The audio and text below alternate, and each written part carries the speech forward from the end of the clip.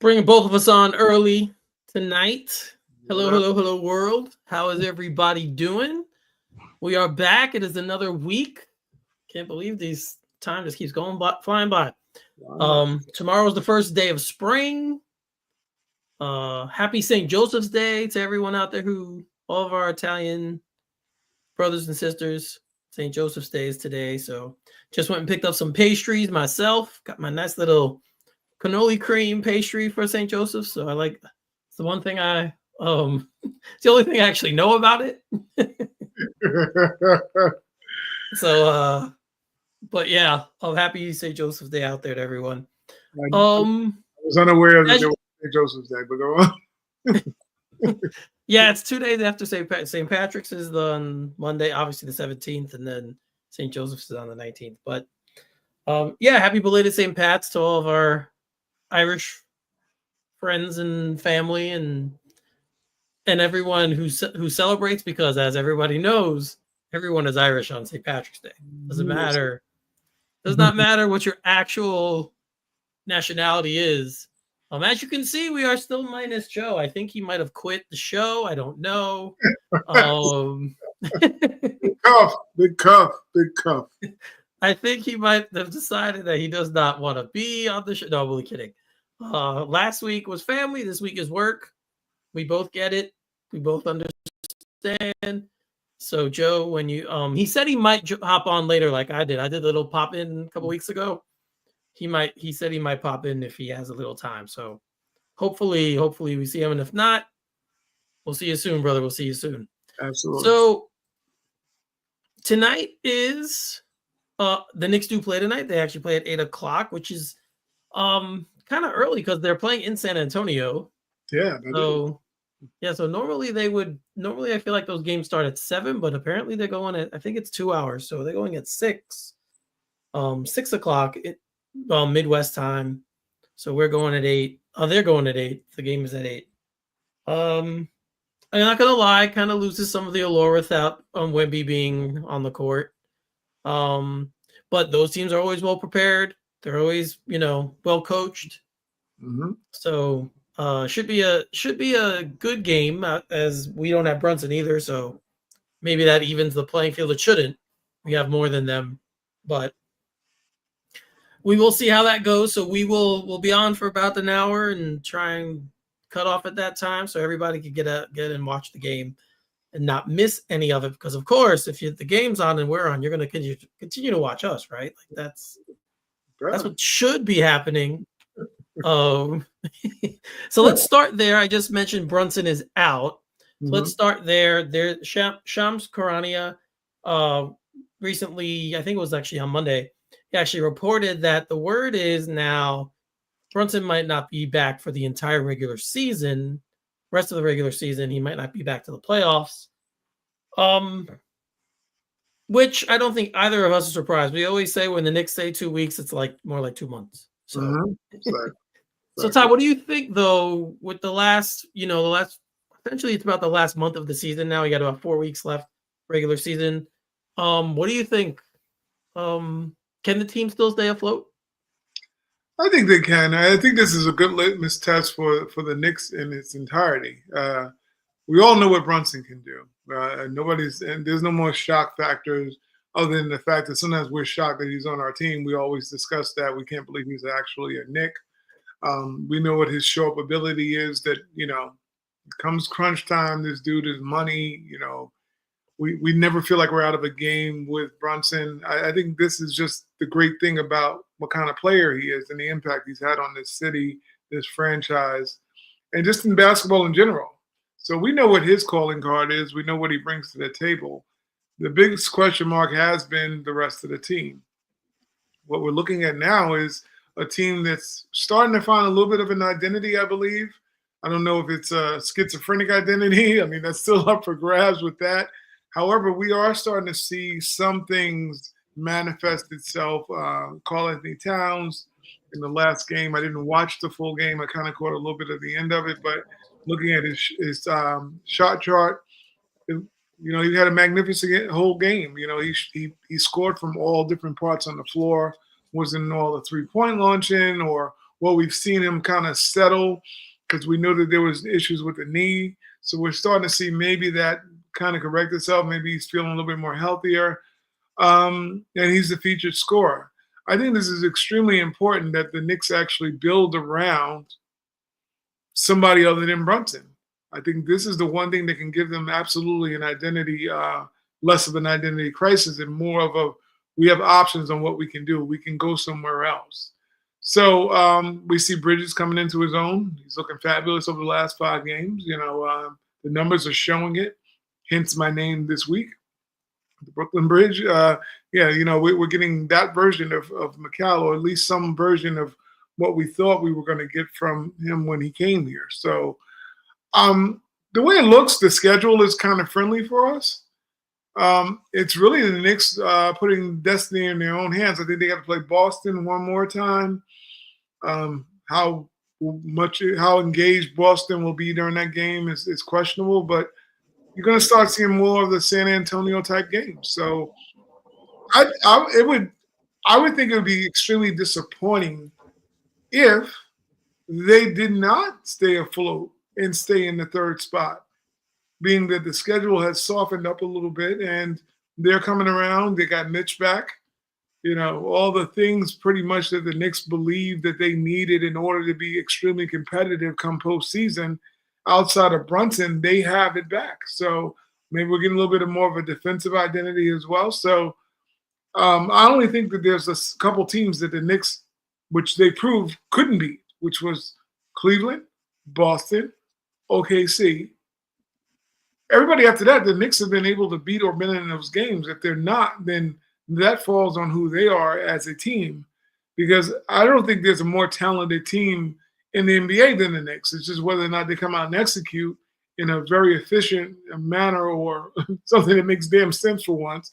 I think if they play to their strengths, the Knicks are going to probably skate away with the 3rd spot and just to wait for Brunson to come back and integrate them. That's an interesting topic you brought up, and I don't really want to get into it too much, but the most talented team in the league.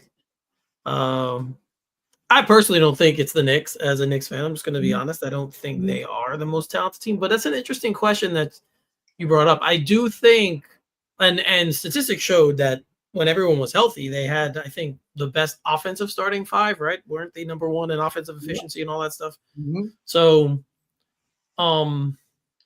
it would be really interesting to kind of think and who actually might be that. Maybe we'll post that in the fan group.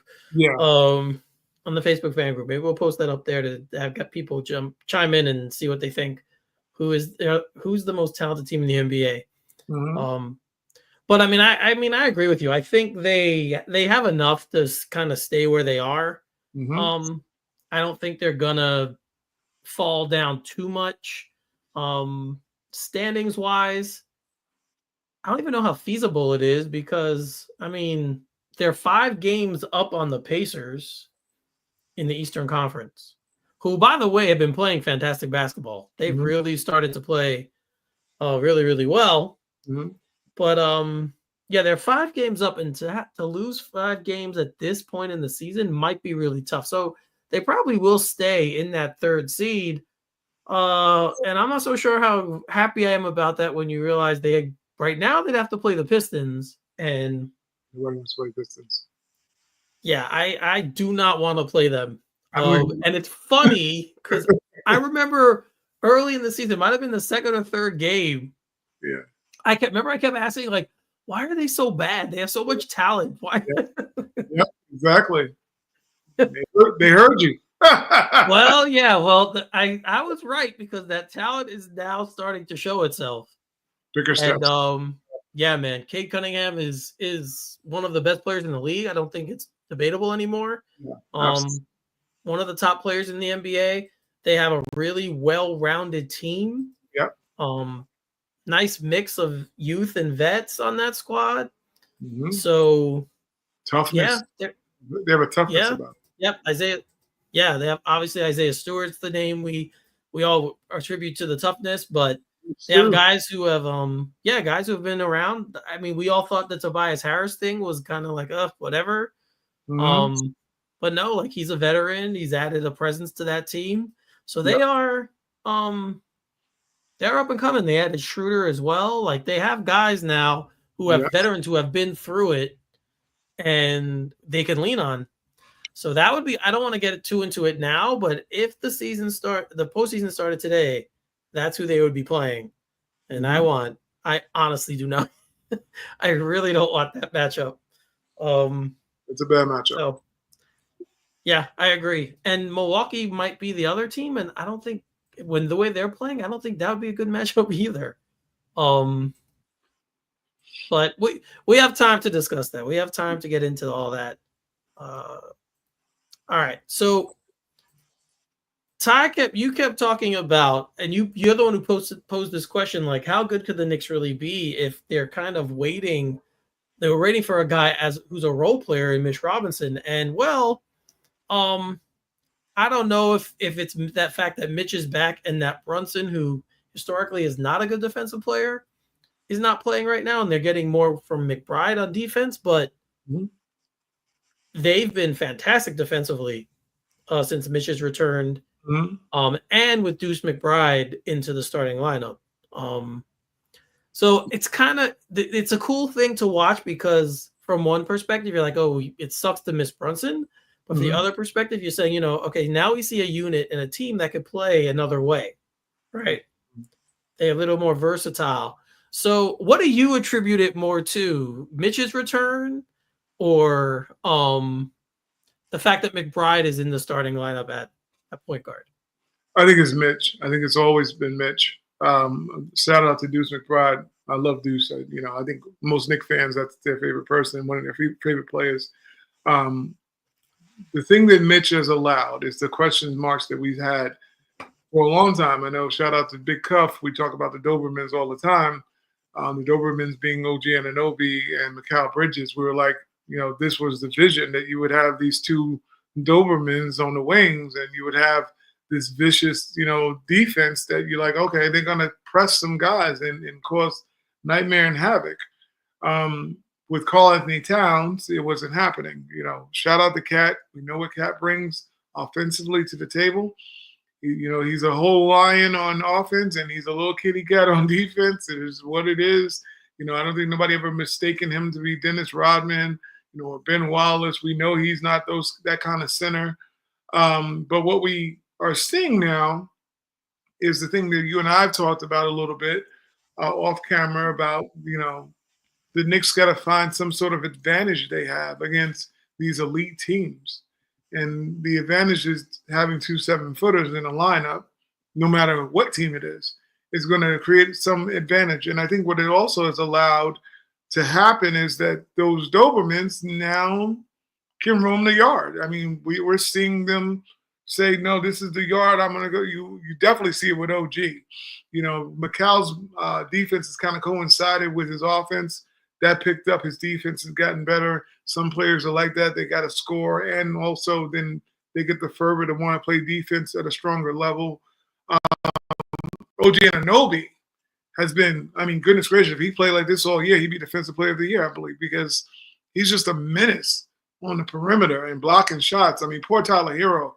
I mean, when they say Hero comes along, that Mariah Carey song will play, but Tyler is crying in his tissues when he sees OG Anunoby, man. And I like Tyler Hero, but man, talk about seeing a nightmare on Elm Street. When OG Anunoby comes to that dude's house, I know he's scared. And I'm not saying scared, I'm talking scared. Because man, that one play against OG had locked him up like he was getting incarcerated at Rikers. And he couldn't go anywhere, and he ended up with a block shot, and Tyler was just like done. Cape came off, the Hero was done. So when you're starting to see that kind of play and tenacity from OG, that comes from the trust also of knowing that you have somebody in the back or towards the paint that's going to be there to protect you. Mitchell Robinson offers, that rim protection that Thibodeau loves to talk about, but it's also the mobility and the ability to switch. and to be long-limbed and athletic, he has an intimidating factor when he's in the game, and it allows those other guys to be a little bit more freelancers on defense. So they're not concerned with getting blown by when somebody back there is going to actually stop you at the rim, which to me is always what rim protection was supposed to be. I know Thibodeau talks about rim protection. Yeah, but that should be the last line of defense and not a concept of the defense, in my opinion. So yeah, I think it's Mitchell Robinson. I just think it's the trust. I mean, I watch Cat and I love Conley Towns, but man, that's a hard thing to watch on defense. And I know it's not from him not wanting to play defense. It's just his inability to play it. It's just not in the cards for him. He's not quick of foot. Laterally, he's not long limbed. He's not the most athletic guy. I probably jump higher than him, which is kind of scary. And, looking at those aspects and not taking anything from Deuce, because the point of attack is extremely important in the NBA. But I always feel like Jalen Brunson, he's not the best defender. We're not Gary Payton territory whatsoever. But he finds other ways of contributing on defense, whether it's drawing the charges, and he's gotten a little bit better. Yes. He's a sneaky stealer of the ball. So I don't think he's a complete sieve, but Karl-Anthony Towns is a complete sieve, unfortunately, on defense in the paint. Unless it's when it's one-on-one. Let me preface that. One-on-one, I think he does a great job, but not reading a defense attacking downhill. Yeah, and I think that's kind of even last year in Minnesota, they were the best defensive team in the NBA. Yeah. And then you look at them and you're like, well, why?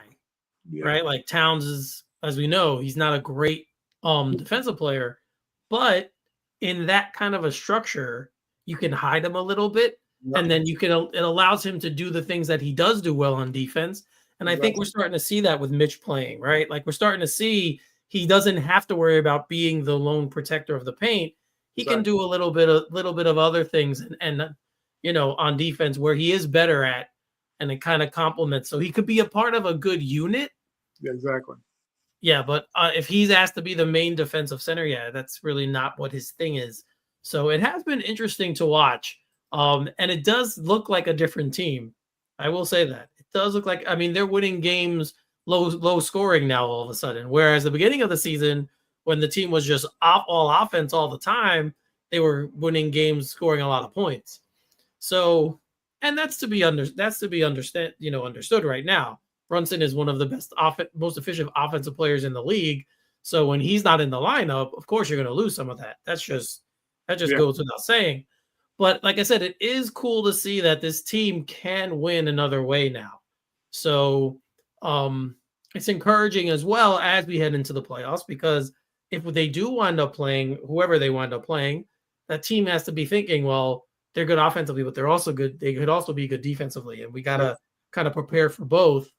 So maybe, who knows, maybe by then when everyone's together and they've been playing, a few games together and ramping up, maybe they'll hit their stride at the right time and, we'll go on a nice little run here, because I think that's what we all want. I think all Knicks fans, I know that for me, and everyone's kind of talking about this now, and I've talked about this very, very candidly, if they don't get out of the second round, for me, the season's a failure. I don't care what anyone else says. To me, it's a failure of a season.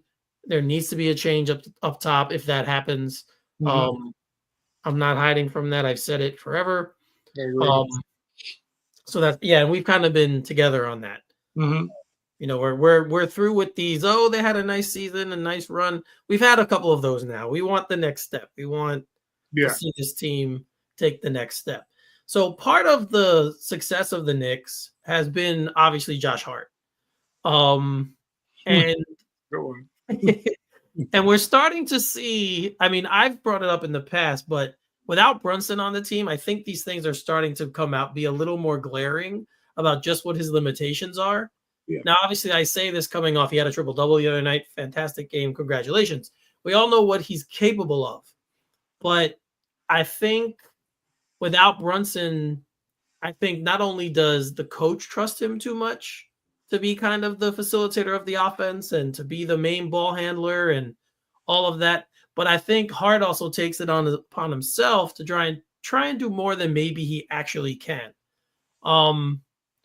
And it gets kind of frustrating for me anyway, Yeah. watching the games. I get frustrated because I know how important he is. I would never say he's not important to the team. He's very important to the team, but he's one of those players that I think if he's on your team, you kind of inflate what he actually is.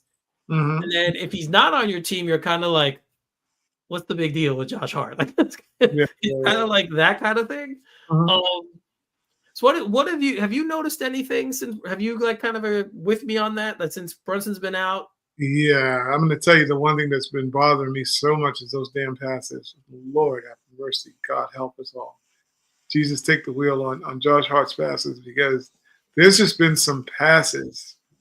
Well, we know about the jump passing, and then there's just some passes that have come, and I'm like, you couldn't have saw that. You couldn't have, when I say about seeing the pass, you couldn't have saw a lane or an avenue to make that pass because you're not that kind of passer. You're not a savant. You're a guy who is arguably one of the greater utility glue guys ever in the NBA. I'm willing to put that on him because he's just that special. When you watch all the things that he does, I don't think there's a category for what he does. It's just he can do a lot of great things on the floor to help your team win and impact the game. He impacts winning. He definitely does that. I don't He think does. that's a question.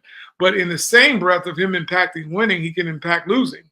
Because the wild cardness that he plays with. You watch him, and it's just sometimes it's Josh being Josh because when you listen to him, even have a conversation on the roommates or whatever, when he identifies his game and tell you what kind of player he is, he mentions he's not a practice player. He doesn't know really what he's doing. He's just out there doing it. He has no definitive skill set, which is what you love. I love his candidness, about what he is. He's very comfortable in his own skin about the kind of player he is.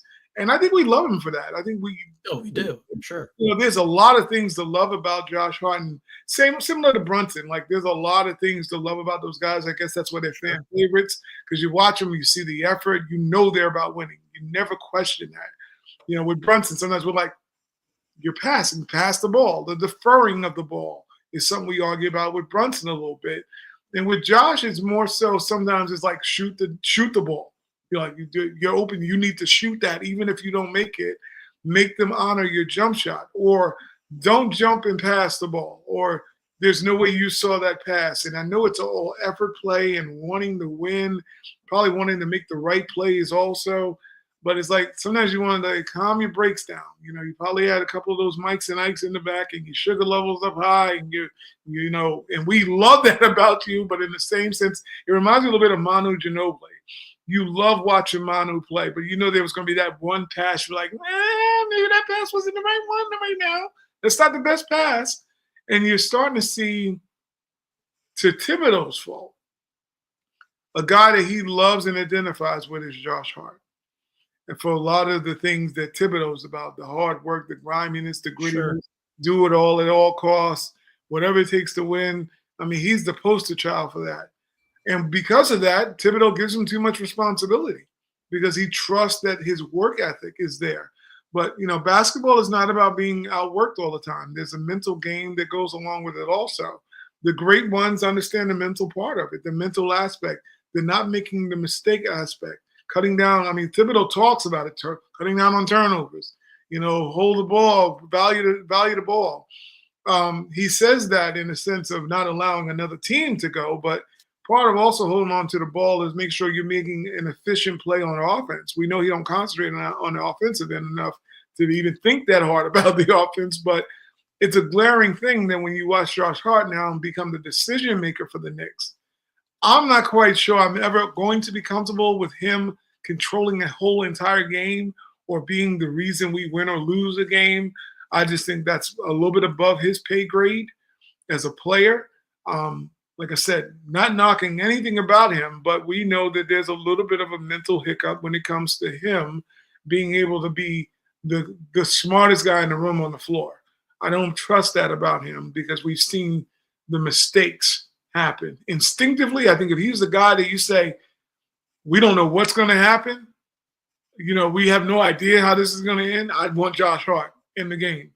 But if you are going to execute something, I wouldn't want him to be the one with the ball because I just think that you're asking for trouble because you're making someone make a smart decision. Not that he's a dumb, low IQ player. It's just I don't think that's in his bag to be the reason. This is not Scottie Pippen. This is not somebody No. who's going to say, let me go find the right guy to get the right shot. And we've seen that, and that's been the most troubling part to me because there's just been some wild passes. And I don't know, do I blame him or do I blame the guy putting him in the position to do that? Well, yeah, and I think the best example we got of that was probably the Warriors game over the weekend, where he just didn't have it. His numbers, his other stats his hustle stats were good. Like he had 7 rebounds, 7 assists. That's stuff we expect from him. That's fine, but he was 0 for 7 from the field. He did not make one shot the entire game. And he played 39 minutes. He led the team in minutes. So this is kind of like what we said. Like you understand what he means to the team and he's very important. But in that instance, the coach has to take him out. Like to be fair, no other guards were hitting shots that night except for McBride. So, to be fair, it wasn't just him because Payne was terrible too. But I mean, maybe that none of them scored. I think the four guys averaged 22 points. But maybe that's a game you say, okay, let me see what Kolek has. Throw him out there for 4 or 5 minutes. See what we have. See if he can settle things down. And maybe he's notoriously a good shooter, so maybe he could hit some shots, like hit some of those open shots. Again, I know I'm asking for miracles here with this coach. He's never going to play him, but I think that's, like we said, that game kind of showed you the limitations of both Hart, the player, and Tibbs, the coach. Because in my opinion, if he hits 2 shots, they probably win the game. I mean, yeah, they were. They lost by 3. Was it 3 points? They lost by 3. Yeah, they lost by 3. Yeah, I mean, they got fantastic performances from OG, Towns, McBride, Bridges. They were all great that game. We also saw moments with Josh Hart. Let me rewind a little bit when you said about my feel for him. There's been certain big games, the big games, but Josh has just not been there. It's been a little bit above his pay grade in the sense that we've watched him get his shot stuffed. I think it was against the Lakers. We saw a little bit of that. We've seen him not finish at the rim. And now, granted, we know he's not healthy. We've been knowing this for a minute. So I kind of lend to that might being the issue that he doesn't have that burst of why he's special, the outworking people, the hustle points, the fact that, he's a tough guy, all those things on the floor. But we've seen some moments this year where he's had some moments where, as great as he's been, in the bigger moments, he has been not as great. In the 0 for 7, you can get the other points as far as the rebounding and the assist or whatever you want to, he's a stat stuffer. But most importantly is you got to score the damn ball. You have to score at some point in an offensive league like we have. And we've seen him come up short on layups, on finishing around the rim, something we never saw before. So like I said, I'm going to probably give him the pass that it's probably injury related, but overused, not being subbed out enough, not going to someone else, another hot hand, or trying to find a hot hand. Half, I guess, majority you got to put on Tibbs, and a little 25% you might want to put on Hart for maybe being hurt and can't do it. Right.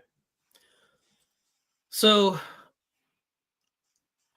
the synopsis of all this is that get well soon, Jalen, because I want you with the ball hands most of the time. That's kind of the moral of the story.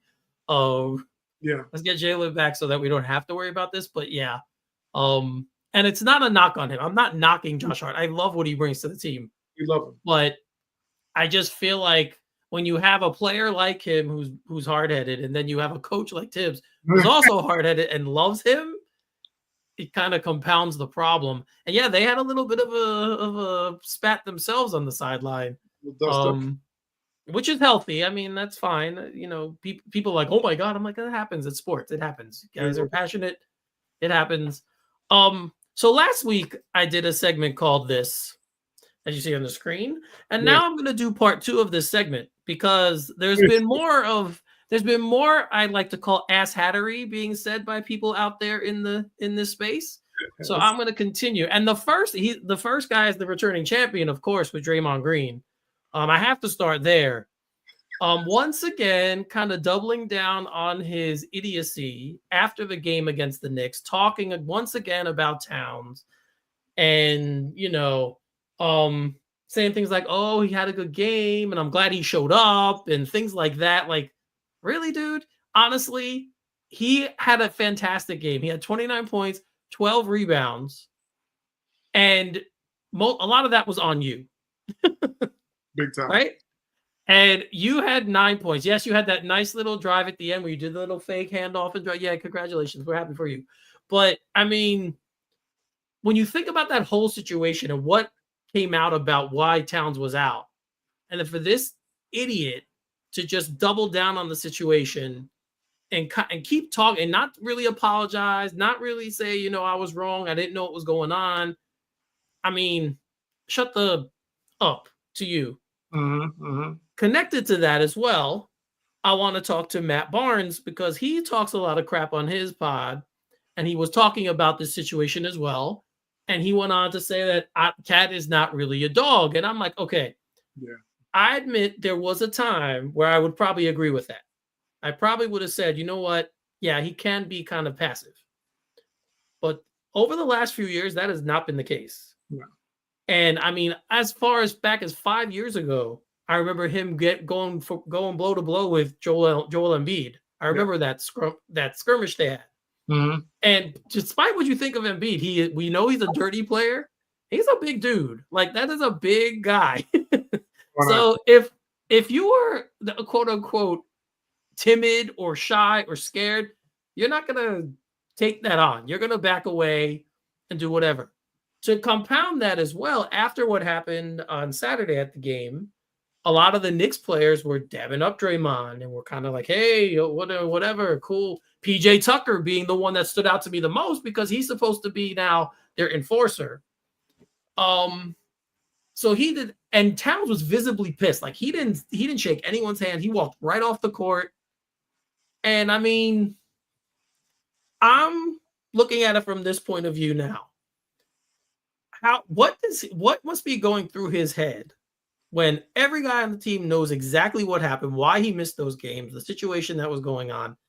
Draymond Green says this not once. Well, obviously he didn't say it at that point, but what must be going through his head? Like, why are these guys not taking up for me? Like, why are they befriending him and talking I understand, like, they know him, but I played team sports. When you're on a team, that's a family. That's your brother. Those are your brothers. Every guy on your team, from the best player to the worst player, anything happens, you take up for them. That's just part of the deal.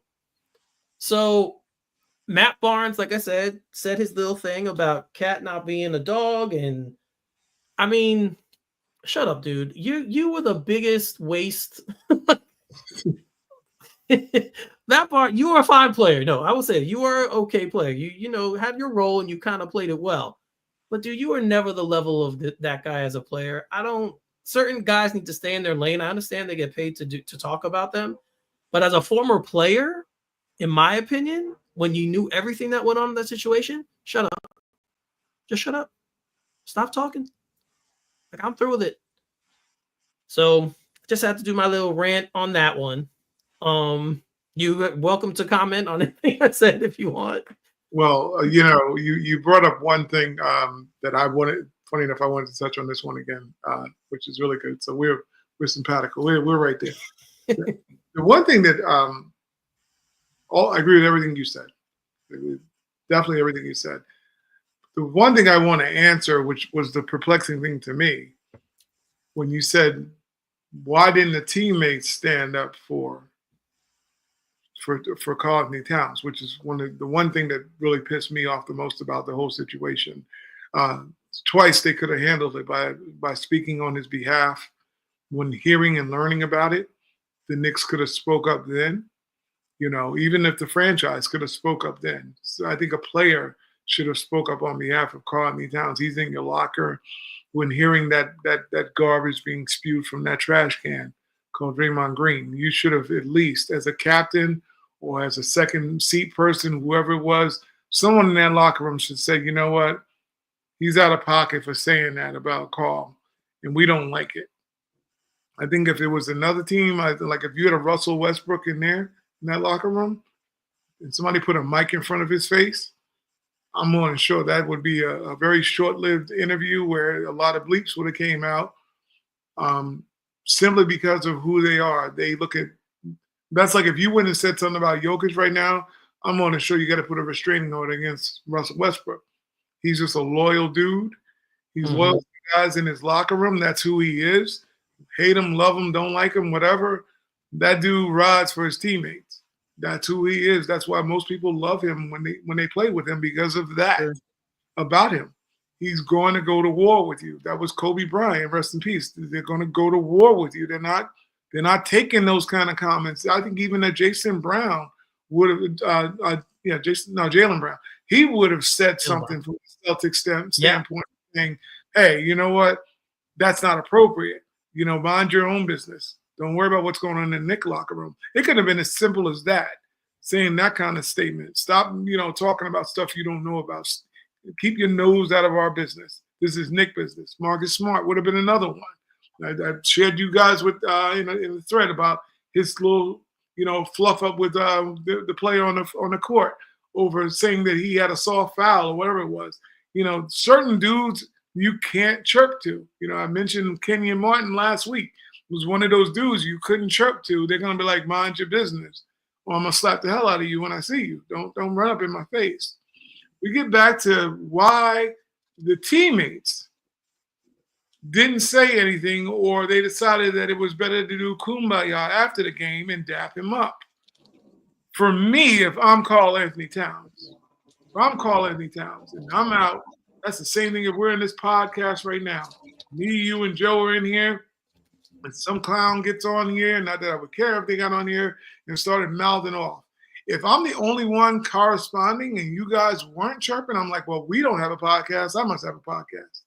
Because as a team, I would expect as a family, we're all sticking up for one another, no matter which way it goes. It's like if we're going to go down with the ship, we're going to all go down swinging. What it sounded like to me, as if I'm calling the Towns, is that you guys agreed with him. That's the way I would take it. I would say behind my back, you guys must be saying what he's saying about me, is what I would have taken that as. I would have, in the Michael Jordan-esque, I would have took that personal. I would have took it personal, and I went to everybody in that locker room and say, you with me? You didn't, are we together or are you with him? Because it needed to be asked. I'm surprised reporters didn't ask that. I don't know if they're allowed to do reporting anymore in this world, but as a journalist or a sports person, I would have witnessed that. What are your thoughts about, how do you think about how Carl would have felt now that you guys out there being friendly after this? Do you think, did you worry about how he might feel? Because it didn't look good at all. It made the Knicks look soft as a team. It made Cat look like he was alone on an island by himself. This guy probably is not a chirper. Carl is not the kind of guy that I think he can say something nasty to another guy and you believe it, because he's just a nice guy. You can see he's a really nice kid. He doesn't have that in him. I'm not sure he probably curses someone out and he's probably like, oh, I apologize for cursing. He's just not that dude. And I think what ends up happening, like the Matt Barnes of the world and other guys, they label that as soft because how mild and mellow he is as a player. Right. He's not soft. You don't play in the NBA being soft. And you don't play the kind of basketball you play being soft. It's just more so his personality is of a kitten. That's what it really is. He's not going to bark and bite and be nasty. He brushed off Draymond. You see it. Wow. Even when he was talking stuff back to him, he ended up walking away like, I don't got time. I'm not bothered by what you're doing. But that comes off looking like he's walking away. I didn't like it worth a damn because that's why the Knicks going to get beat. That right there was the reason why I fear the Knicks getting beat. Because y'all ain't tough. You play like you're tough. A lot of people are talking tough, but your actions are saying soft. And I don't mean that like they're not trying hard. I know they're in third place. You have to be nasty and be unapologetic and face the world when you're doing a team sport like that or anything. You gotta say, nah, this is the line. No, you're not crossing this line. Because now what that would do if you did do that, if a PJ Tucker, which is just peanut butter and jelly now. Let's not call him PJ anymore. That's peanut butter and jelly. That's well, what is he doing here? He didn't want to check into the game according to fans, even though Thibodeau was trying to come and tell you to come in for your Garden debut, but you were worried about probably the sneakers you had on. There were Allen Houston's, I learned. There were special sneakers. You didn't come to play, dude. You didn't come to play. So all this rah, tough, chest poked out stuff, like you're supposed to be the enforcer. You're supposed to give the locker the kind of nasty. Yeah, this is bad curtains right now. You're just doing, this is window treatment what you're doing. So when you look at that, the Knicks look soft. Let's just call it as a New Yorkers what we would see. If that was Ewing, if that was anybody if that was Melo. That was Melo. You think look what Melo did to KG. I know. This look at how he followed him. Like, dude, you crossed the line, which I think I forgot what the words. It wasn't even insulting what he told Melo, but Melo took it personal. It was like something with Fruity Pebbles. Something whatever he called him, and Melo was like, "Oh, you think that? Oh, and Melo was lit. He was lit. Like, you're not going to talk to me that way and get away with it. I'm going to let you know we go outside. You talk outside to me, you can go outside. The fact that we didn't see a Nick, like, later, dude, nah. Walk past him. Y'all acting like he's on your team. And now, for me, that soured my stomach watching that aspect because I think as New Yorkers, we all know what we've seen as a team. We know what toughness looks like because we've had those squads. And I just think that the Knicks showed that they were a finesse team. If that was Julius Randle's walking out the same way. I mean, let's just keep it a bean. Julius would have left off the floor and would have looked at him like, nah, we ain't friends like that. You're not going to be talking. Julius would have stood up for Cat. I'm going to keep it a bean. Julius would have been that dude that would have stood up and said something. Dante DiVincenzo would have said stuff. Isaiah Hartenstein would have said something. So if everybody notices the pattern that's going on here, those guys aren't on the team anymore. Those guys, the toughness that you saw last year from the Knicks, those guys were kind of the heart of the toughness. Julius didn't play, but you saw the grit and the grind. We saw Dante DiVincenzo stand up to Embiid. We know that fight is not going to last long if Embiid got on Dante DiVincenzo. But Dante thought he was a giant. He thought he was the big man on the floor. Because I got chills watching. I'm like, that dude is crazy. We need crazy dudes like that in New York that are like, nah, we do. I'm not backing down from you, big boy. I don't care how big you are. How can you not love Dante after watching that? You're going to love it. And now you watch these guys, and they're like, oh, let me go hug him. What? Yeah, I like that. See how Brunson would have handled it. That's the only person that wasn't on the floor. I wonder if Brunson would have been like, nah, we ain't messing with him. I don't know if he would have. I don't know. He's old school. I don't know. Yeah, I don't know either. It's kind of a weird. It would be interesting to see what he would have done. Because if he is the captain, or if he would have even said something, like he still could have, in my opinion. I know he wasn't on the road trip because he was tweeting stuff, so I know he wasn't there, but he could have said something in the media, on social media. That's how everyone talks nowadays. So why not just put out a tweet like, guys, what are you doing? Like, if anyone could call out his teammates, it's him. He's the captain on the team, right? So if anybody could be like, I'm hoping he might step up and be like, yeah, I saw that from a distance, and I addressed the guys and said, you know what? That's not cool. We got to have his back. Don't even think about, dabbing it up with somebody who literally was questioning a man's integrity. Like, that's what it was to me. He was questioning his integrity. Especially, it's crazy. I know everyone's like, oh, that's just him being him. No, he's an ass. Like, that's not acceptable. That man is an ass. And we've seen him do far worse than that, than Yeah. talk about people. We've seen him the nut shots, like he was the king of the nut shots for a while, going below the belt. Man, he has had his track record takes every benefit of the doubt away from him. He does not get it from me, and he shouldn't get it from the players. Barnes said one more crazy thing, and I don't want to belabor this point or go in, but he actually said that Draymond Green is a first ballot Hall of Famer. Now, I heard that too. Now, he might be a Hall of Famer because everyone gets into the Basketball Hall of Fame. I swear, if they looked at my CYO career from when I was a kid, I might get into the Basketball Hall of Fame. That's how much. I'm going in next week, so you just watch. We're going to film it. Me. Yeah, so I mean, everyone gets into that damn thing, but he's not a he's not a first ballot Hall of Famer. No way. There's no way in hell. They questioned whether Dennis Rodman at the time Yeah. deserved to be first ballot. So that gives you perspective on why Draymond's not. Yeah. He's not first ballot. No way. All right, so maybe we'll make this our every week segment of the show where we just talk about the asshattery that we're seeing from people and athletes in the NBA, whether they're Knicks or not. If it's a Knick, I'll gladly go on a tirade against the Knick too. I don't, if you say dumb stuff, you deserve to be called out about it, and that's just how I feel. So I agree. I want to add one point. Shout out to what's his name, Sam Morrill, who's the comedian. Yes. Who to me, he's a huge Knick fan. If you guys don't know it, follow him on IG. He's very funny. He's a very good comedian. I love him. The key thing he mentioned about Draymond, and there was some refute of it. I forgot who was interviewing him. He went as far as saying that he's a psychopath. And that was, I don't know if he was on Dan Le Batard's show. It might have been Dan Le Batard. I'm not 100% sure. I think it was. But he says, "Oh, we got to be responsible." He's like, "No, the dude's a psychopath. There's too much evidence." He is right. He is right. Nobody can tell me anything else differently about him.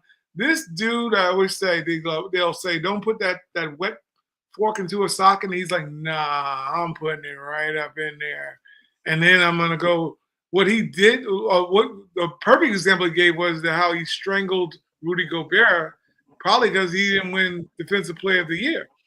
And he took it out. And once again, another time where you're looking at a team like, how do you allow that dude to come in there and you guys are being cool with this dude? This dude's a psychopath. But it goes back to Chris Rock, who stated that America has gotten soft because they never had bullies to deal with. Then when a bully comes, nobody knows how to handle them anymore. We grew up with bullies, not saying that we wanted to have bullies, but you had to show and exhibit a certain level of toughness when you had to deal with it. Now nobody deals with any adversity. It's like everybody get a trophy, everybody gets a hug, and then all of a sudden someone comes in and slaps something out of people's hand. They go, "Oh my God, what do we do with him?" And you slap them back is what you do. And we don't have that slapback ability anymore because we're seeing it with the Knicks. With this last incident, they didn't slap him back, in which they should have adjusted accordingly and slapped the hell out of him. Yes. So, all right, let's move on. Let's move forward a little bit.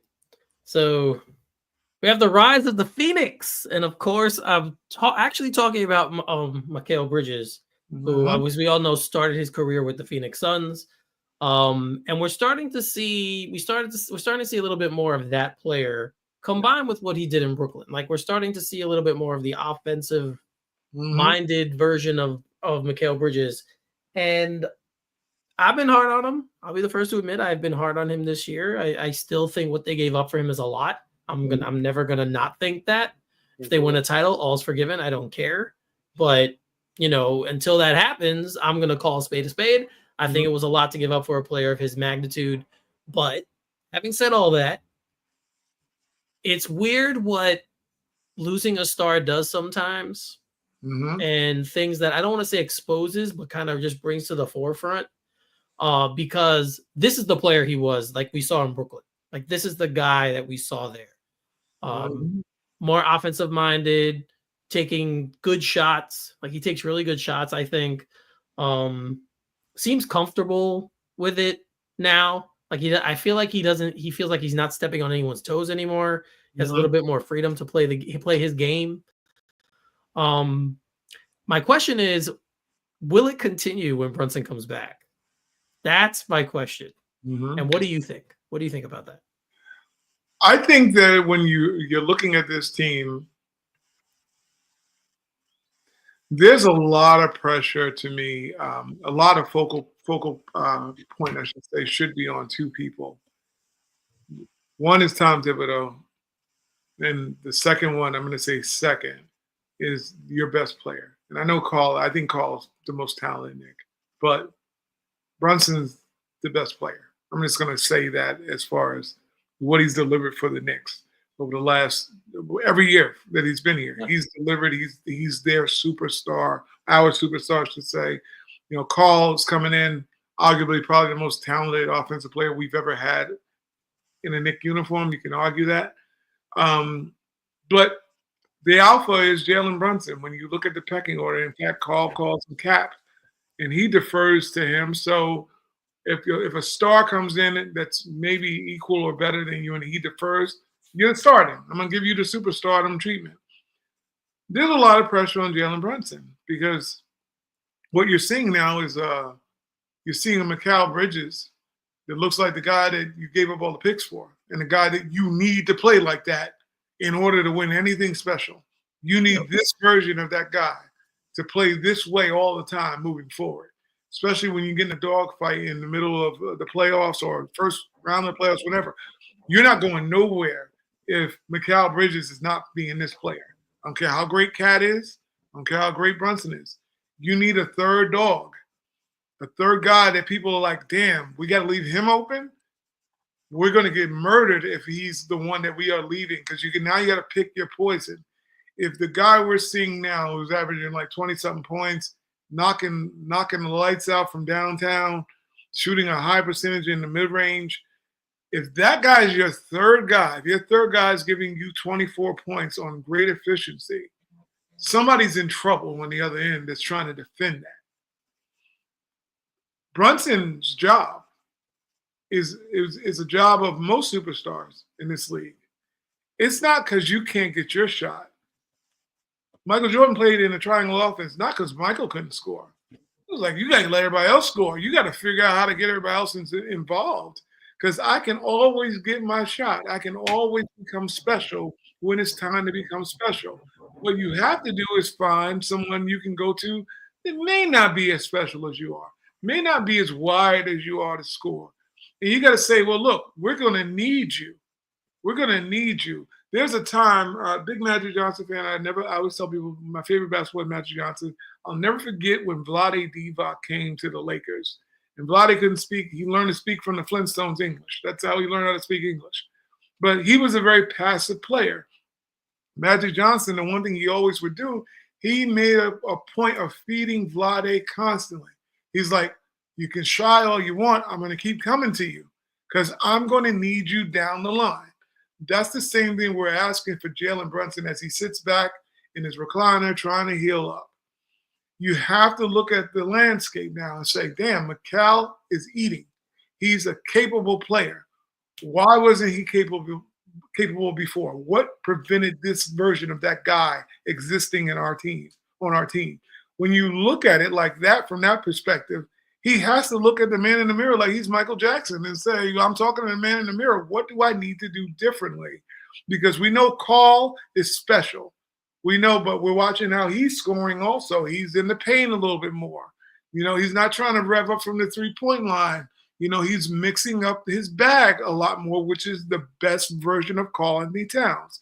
The best version of Mikal is to be engaged and to be cutting without the ball, getting his open shots on those fadeaways, lining up for three to get an efficient shot. Jalen Brunson's job right now when he comes back is not to be the guy who we know is the clutch player, not to be the guy who can get you 28 points a game, not to be the guy who was special as Michael Jordan in the playoffs. You got help now. So your job is to be the point guard on the New York Knicks when you come back and say, I need all these guys so I can get to the special moment where I can be the reason we win. Because that is what we're facing right now. He has to come back. If not, this falls on him and Thibodeau. There's two people that get the blame, and it's probably going to be Thibodeau because he's the coach. But the second person in line, if this fails, is Jalen Brunson, because you got to look at yourself and say, we see something working, and I'm not in the game. So now you got to say, what is working in the game? I need to come in and blend and enhance and not take away from it, because right now, Josh Hart is the point guard, as much as we argued with him about being a point guard. But the team is moving the ball a lot more than everybody's eating, because Josh don't want to shoot. And Josh don't want to shoot. So he's giving everybody else the ball. Like, here, take it, hot potato. I'm not trying to shoot. And Jalen, to a point, needs to do a little bit of what Josh do. Say, my job is not to shoot. Because we see he can pass. Jalen has proven that he can be a point guard on the floor and Yes. this stuff. So it's not like this is something out of his norm or out of his bag, but he's got to make that his full bag all the games moving forward to be the best point guard on the Knicks and then be the dynamic closer he is. It has to be in that order for them to actually win big. Because if he comes in there, Mitch doesn't get any lobs. Mitch Robinson gets no lobs. The biggest target probably in the NBA next to, well, since we've seen since Jordan, what's his name? Jordan, not Michael Jordan, but DeAndre Jordan. Yeah, DeAndre Jordan, yeah. Who Chris Paul fed him, made him a wealthy man, feeding those lobs. Well, you got this big target of a guy who's going to go for the lob. He's going to attack the rim. His percentage, he beats Wilt's record. I think he averaged the highest field goal percentage ever in the NBA history. So you got to find a lot of guys now and say, if we all eat, we can all eat big at the feast later. And that falls on Jalen Brunson, because I don't think Thibodeau's going to ever figure it out. So I'm saying, Brunson, love you, bro, but that's falling on you to become the point guard of the New York Knicks that we need right now in order to get McCall and everybody else, OG, all those guys to start moving the ball and getting better shots. Yeah, I mean, I agree with that. We saw it earlier in the season. Like, we saw him, because I remember talking about how we were seeing his kind of evolution when Towns was early in the season, when Towns was kind of eating and being and having all those great games. It was because Brunson was actually playing more like a traditional point guard, where he was looking for everyone else first. And then, of course, if they needed him in a moment, he had the chance to rise up and close. So I agree with you. That's the only way going forward the Knicks are going to make a run, because the way I see things right now, if they keep the status quo, I'm expecting a second round knockout. I'm not even going to lie. Yeah, there are some analysts. I was going to actually throw Udonis Haslem in the mix with my Shut the F Up segment before, talking about the Pistons in the first round and how them talking like, how something about Brunson's ankle, like the Knicks aren't telling the truth about some. So it was something like that he said, and I was like, dude, shut up. I don't. You know what? You're technically and you're technically part of their front office. So NBA's got some so like, why are you allowed to say this stuff about another team's? Like, why is he allowed to be an analyst? In my opinion, if he has a title for the Heat's front office. Same way. Like, same way LeBron's a GM and a agent. I have no idea, but I agree with you. Bridges, this version of him, this is the guy we need in the playoffs. Because you even see OG better now. Like he kind of plays off of everyone else now. He's not looking to do his own thing. He's kind of like get him where he fits in, and but that's kind of his type of style of game. Like that's what he does. It's just you're right. As much as I think Hart drives me crazy, we have seen it more of a, like you said, a sharing the ball type of deal with this team. So yeah, it's gonna fall on Brunson when he comes back. And I mean, we know where as he goes, the team goes, right? Like that's no matter what we talk about now, that's always the case. As he goes, the team goes. So yeah, it's gonna be an interesting end of the season, because like I said, we have about a month left. And hopefully he can come back before then, at least for a few games, to try and tune up and get his timing back and stuff like that. I think that's going to be important. But it has been a little weird that we haven't seen him around much. I will say that. Yeah, I think our X-File on the Knicks injury report. Craig is Mulder. I know he'd love to be Mulder. don't know who's going to be Scully because none of us can be Scully. But needless to say, I think with what we say about the Knicks all the time, when it I comes to know. injuries, we're like, with the music is playing and the smoking cigarette man is sitting in the corner like, y'all I might know, man. be, it might be worse. It might be worse than we know because you got it. Look, I always get scared around this time when I hear Knicks and the injuries because you have no clue what is going to go wrong or how long they're going to be out. Because we went from 2-week eval to now saying probably the regular season. And for me, I would have probably said full regular season when it first happened because it's It was just bad. it's what we've seen Yeah. and we continue to see from this staff or this front office hiding injuries and giving hope. You know, they're selling hope. When meanwhile, they're really selling dope, I guess, because they're trying to get us high on believing that something different is going to happen. And meanwhile, Brunson hurt his ankle. I don't think that was even a question. He hurt it bad because of how he responded. If anybody who's been a fan of Jalen Brunson, that's a tough boy, man. And to watch him have the look on his face and how he I was doing, know. like he may have broke it. And that's what I thought initially. And now we're probably going to be in a grade sprain that is probably It's something definitely that it's a high yeah. grade sprain. I don't think it's a Yeah. 2-week version. It's probably the 4 to 6 week version, maybe the 8-week version. You know, I Well, mean, the question is, do you bring him back if he's not fully healthy? it kind of reminds of me of what happened to Julius that year. Remember going Big in, time. he hurt it. That's what I was just thinking about. Yep. Yeah, Yeah. Julius' shoulder. Julius is coming back. Yeah. Shoulders are us. Just bought him a new shoulder. You're like, they don't No, say. the second year was his ankle too. That was the ankle one. Yeah, that's true because Julius actually, that's so true because Julius had the Yeah. ankle injury too. Every time for the last 2 playoffs, he was injured, major injury. He did come back, and then we know the Swan song. He injured it again, and Yeah, it's he what stepped it on. is. You Yep. know, and No. Brunson, the type of player Brunson is, this is the worst kind of injury for him because of all the cutting and the movements.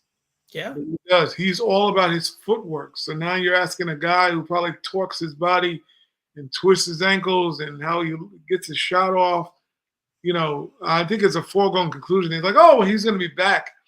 You should worry about the conditioning and the timing of the player that's coming back because that's going to be super important moving forward because you don't know whether or not he is going to actually be capable of being the special kind of player immediately. So we better hope that it does come on the side of him coming back quicker than later.